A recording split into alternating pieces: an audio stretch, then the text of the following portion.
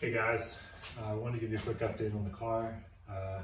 It's been a bit, making a lot of progress. It's finally starting to look like a car again. I can't remember the last video I did. I think I might have showed the epoxy primer or even the finished paint, but it was still a shell at that point.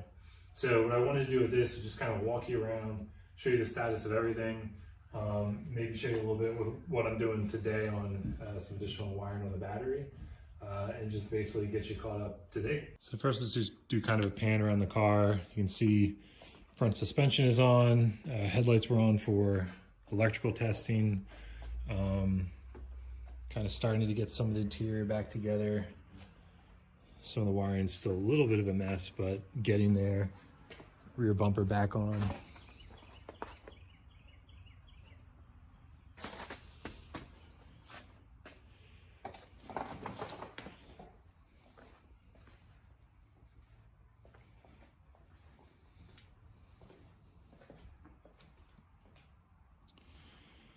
So first I'll talk about the wiring and what I've done. So from earlier videos, you notice I stripped the all the loom off of the wiring harness. Every last bit is gone. And I've essentially rewired everything, removing all the wires that were not used. This side is still open because the stock wiring harness actually runs inside of the bay through the grommet back here. Right now, the only thing coming through that grommet, and that'll get taped up, is the for the wiper motor. Everything else is now feeding through this side grommet, which the stock harness does go through there. Most of it's feeding ABS, but that's where this is now feeding all the wiring. What's going to happen is I'm going to have to extend some of the wiring that feeds the engine for injector harness, MAF, things like that. So this is still left loose for once I get the motor back in. I'll loom this, see what distances I need to extend wires, and get that all wrapped up. I have not relocated the fuse box. I did relocate the battery.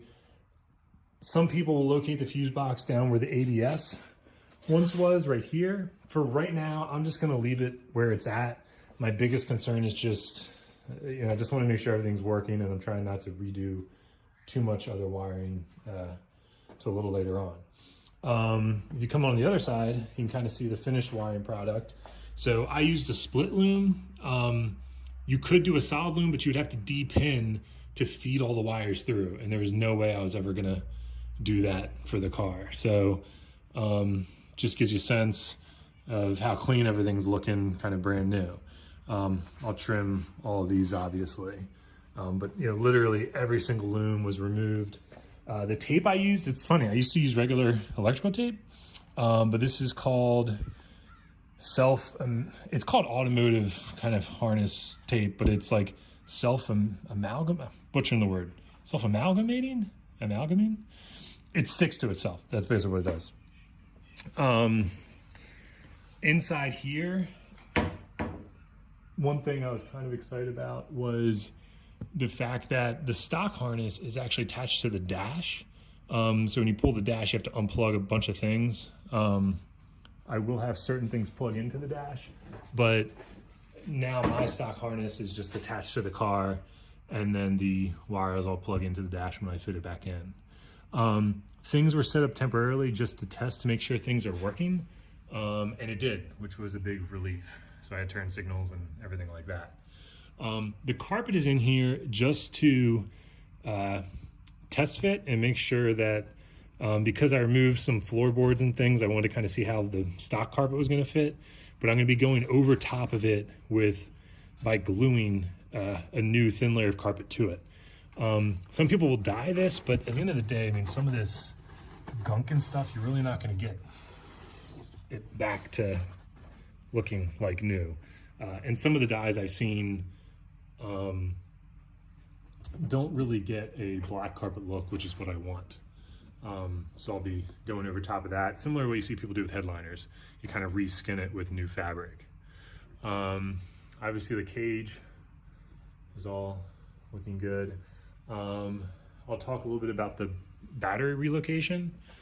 So start at the rear of the car for that.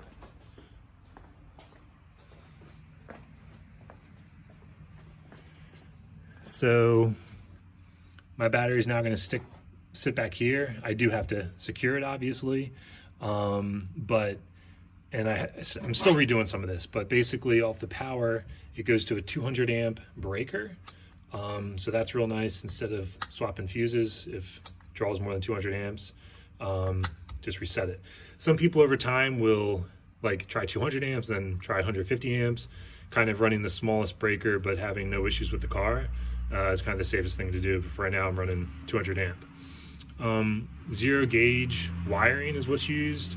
And I have a crimper tool, and it came with the heat shrink to kind of make these really nice terminations.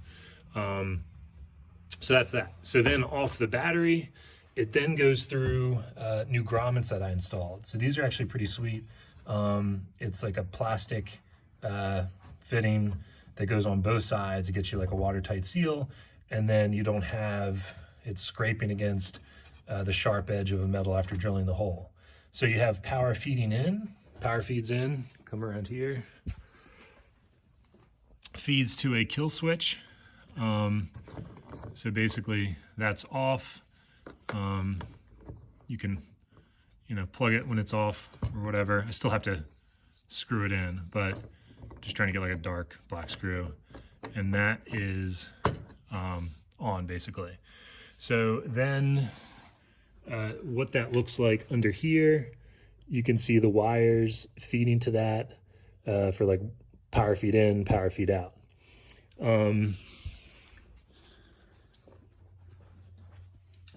Then, after it comes off the battery, through the 200 amp breaker, then feeds out, then runs to the front of the car. And we'll follow that wire. I also ran the negative back to the front.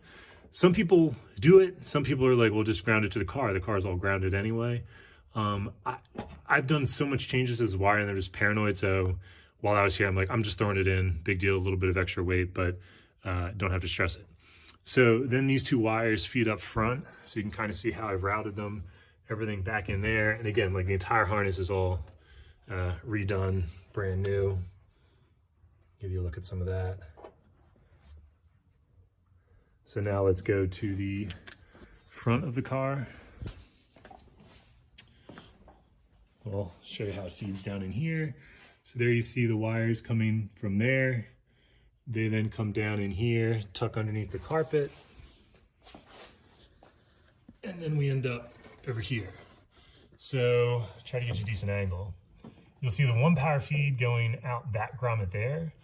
The negative cable I've brought back to kind of more of a stock location, but lowered it down here. This is a new hole I drilled.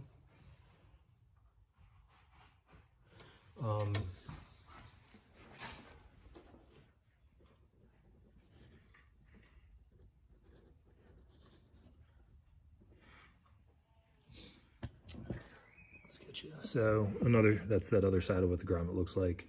And the other thing you do is you can see the paint kind of chipped away there, so you try to get a bare metal finish for your ground attaches to.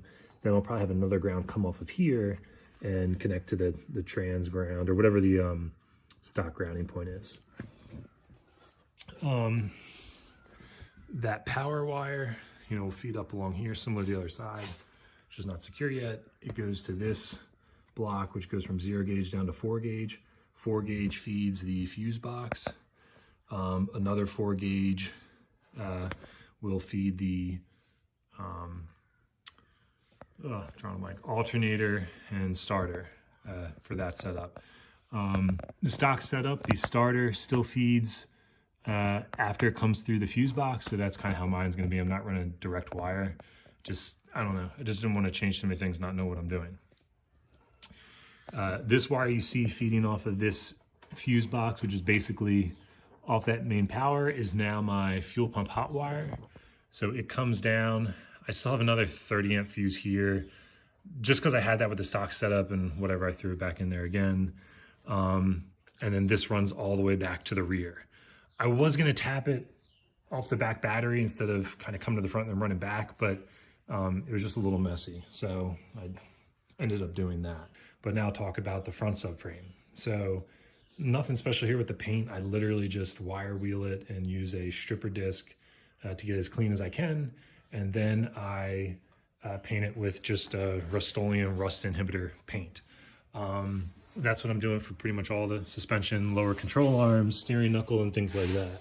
So let's get you a view under the car here. The subframe, I got new poly bushings. I had to burn the old ones out. I think they're energy suspension or whatever they are. New poly bushings, so those went in very nicely. So I have one there. There's the other new poly bushing. Then the lower control arms, you know, same deal, wire wheeled, painted. New, this is just a rubber OEM bushing. You can get polys, decent, more amount of money.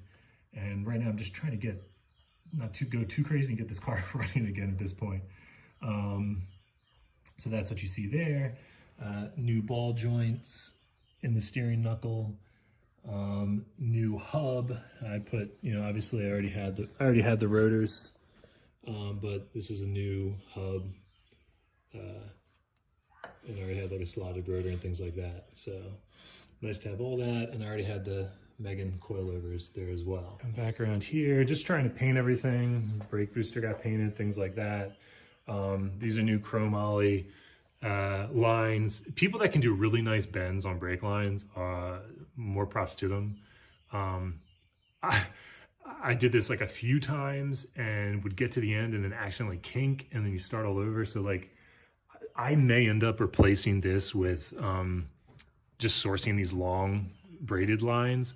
I just didn't know how long to get at the time, but I may still do that before I even run this car. Those things were just difficult to do.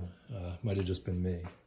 A little better look at the loom itself, so you can kind of see what's going on there. I'm still going to be cleaning up some of the wiring in here and whatnot, but again, it's kind of neat for just all of it to look new, aside from this hideous carpet. Everything's been redone, and thankfully, when I hooked the battery up, it did turn on and get going. Putting this carpet in also, I've been able to kind of do test cut fits to see how everything's fitting, so that when I glue the other carpet to this, I can just cut it at the same points and be pretty happy with how it's all fitting in there. But looking forward to kind of getting the rest of the interior done, so I can kind of see it in here with the seats and everything like that. I can show you kind of the rest of the underside of the car, since I never really got it on video, and kind of how clean it looks, because everything was painted and nothing fancy, literally painted it by laying under here. The only other thing I'll say in terms of my plan is to, honestly, it's the motor. I'm not going to rebuild it right now. The timing belt just got chewed up. It didn't skip timing or anything like that. This is when I stopped running the car, and why I got into this whole renovation is literally just this timing belt with this issue. But I'm just going to get a new timing belt, throw it on here, throw this motor back in, get the car running, get the wiring all set good, make sure I'm doing a MAF translator now and GM MAF, make sure that's all good before I start, putting new parts on the motor that, I don't want to mess up. So just kind of work through that, get everything running, and eventually pull the motor back out for bigger plans. But honestly, the goal right now is just to get it running. Good lighting in here today. So fortunately, the camera's looking pretty good. So I'll leave it at that. Thanks again. Please subscribe if you hadn't, hit the notification bell, and please like this video. And hopefully, if you have questions, post them in the comments and I'll be happy to answer anything. All right, thanks guys. I'll see you.